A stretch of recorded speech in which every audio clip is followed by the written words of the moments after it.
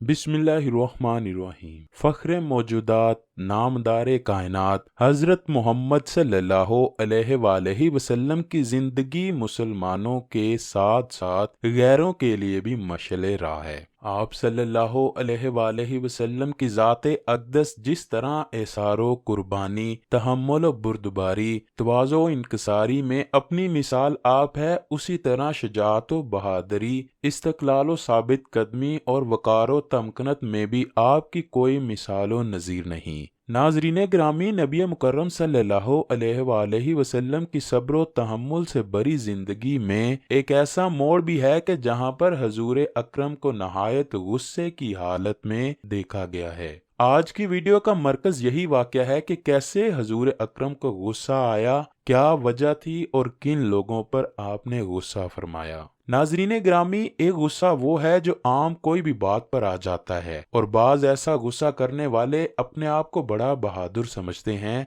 दूसरा गुस्सा वो है जो तलख बात सुनकर आ जाता है, कड़वे जुमले, नागजीर रवैयों, लफ्ज की तेजी या जहर भरे रवैये से आता है।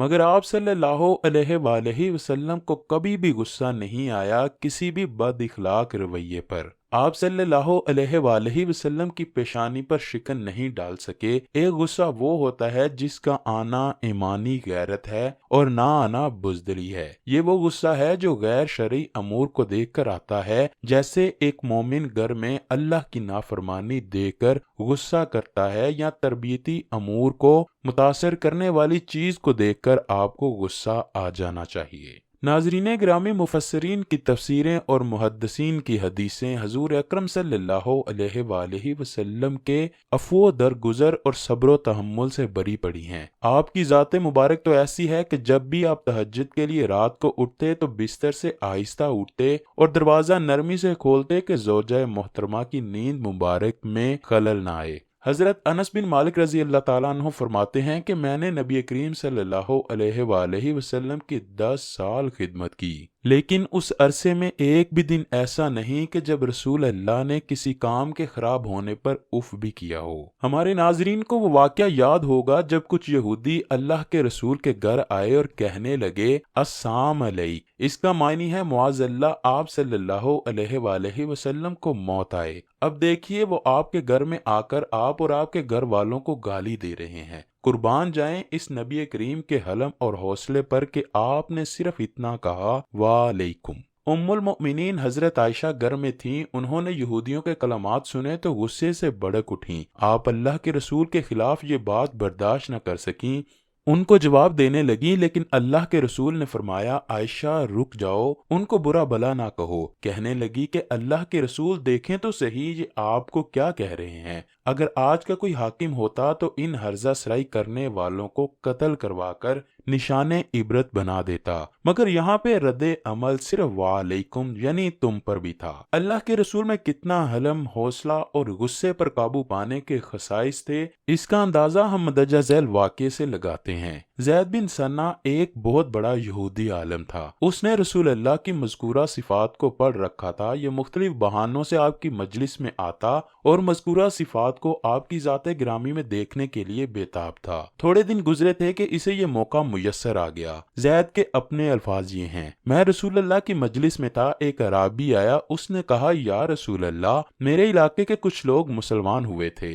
अब उन्हें कहत और फिक्र फाका का सामना है। अगर उन्हें फौरी मदद ना मिली तो खतरा है कि कहीं वो इस्लाम से निकल ना जाएं। इसलिए मैं आप सल्लल्लाहु अलैहि वसल्लम से इमदाद का तालिब हूँ। उस वक्त आपके पास रकम नहीं थी। ज़ैद बिन सन्ना कहते हैं कि मेरे जहन में एक तरकीब आई कि क्यों ना आज मैं मुसलमानों के नबी को आजमा लूं। मैंने 80 दिनार रसूल अल्लाह को एक खास मुद्दत के लिए उधार दे दिए, जो उन्होंने मेरे सामने ही उस जरूरतमंद अराबी को दे दिए। अभी इस उधार को वापस करने में 2 दिन बाकी थे कि मैंने उनके तहम्मुल व बुर्दबारी की आजमाइश का फैसला किया। एक जनाजे की अदायगी के लिए आप सल्लल्लाहु अलैहि वसल्लम अपने सहाबा के साथ जन्नतुल बकी में तशरीफ ले गए। जनाजे से फारिग हुए तो मैं भी वहां पहुंच गया। मैंने अपने मंसूबे के मुताबिक अचानक आपकी चादर पकड़ ली और इतने जोर से खींची कि वो आप सल्लल्लाहु अलैहि वसल्लम के कंधे से उतर गई اور ساتھ ہی نہایت کرخت لہجے میں کہا، محمد صلی اللہ علیہ وآلہ وسلم،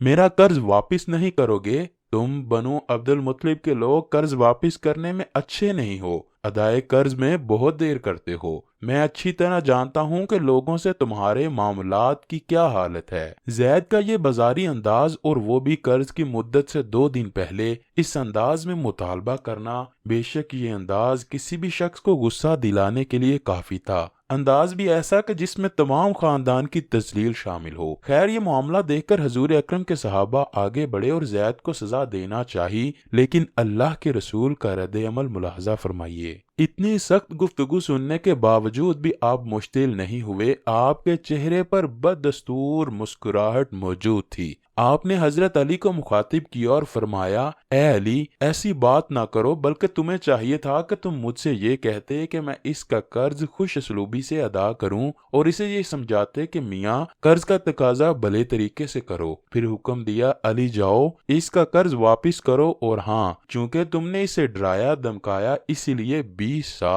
قریباً 50 کلو کھجوریں زیادہ ادا کرو۔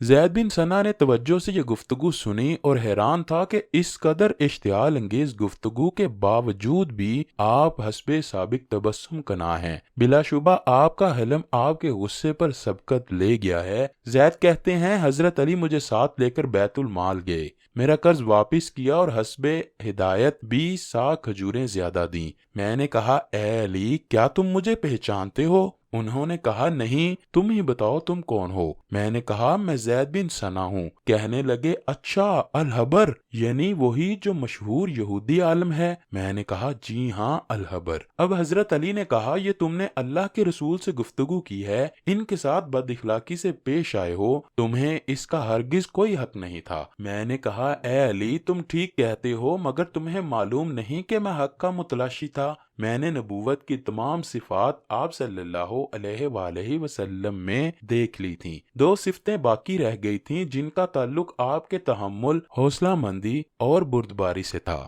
آج میں نے ان صفات کا بھی خوب مشاہدہ کیا ہے۔ بلا شبہ وہ نبی آخر الزماں ہیں۔ اے علی، میں آپ کو گواہ بناتا ہوں کہ میں آج سے سچے دل سے اسلام قبول کرتا ہوں۔ پھر کلمہ طیبہ بڑھا اور صحابیت کے شرف سے بہرور ہوئے۔ ناظرین گرامی، حضور اکرم صلی اللہ علیہ وآلہ وسلم کے صبر و تحمل اور بردباری کے ہزاروں واقعات سے تاریخی کتابیں بھری پڑی ہیں، لیکن ایسا کون سا واقعہ پیش آیا کہ رسول اللہ صلی اللہ علیہ وآلہ وسلم کو بھی غصہ آیا؟ اس واقعے کو امام احمد بن حنبل نے مسند احمد میں کچھ اس طرح روایت کیا ہے۔ حضرت عبداللہ بن عمر بیان کرتے ہیں کہ میں اور میرا بھائی مسجد میں گئے جہاں رسول اللہ اندر تشریف فرما تھے، جبکہ کافی صحابی برآمدے میں بیٹھے تھے۔ جب ہم دونوں مسجد کے صحن میں گئے تو ہم نے لوگوں کو پھیلا کر آگے جانے کو مناسب نہ سمجھا اور مسجد کے ایک کونے میں بیٹھ گئے۔ ہم نے سنا کہ صحابہ کرام نے قرآن کی آیت کا تذکرہ چھیڑا اور اس میں ان کے درمیان اختلاف ہو گیا، یہاں تک کہ ان کی آوازیں بلند ہونے لگیں۔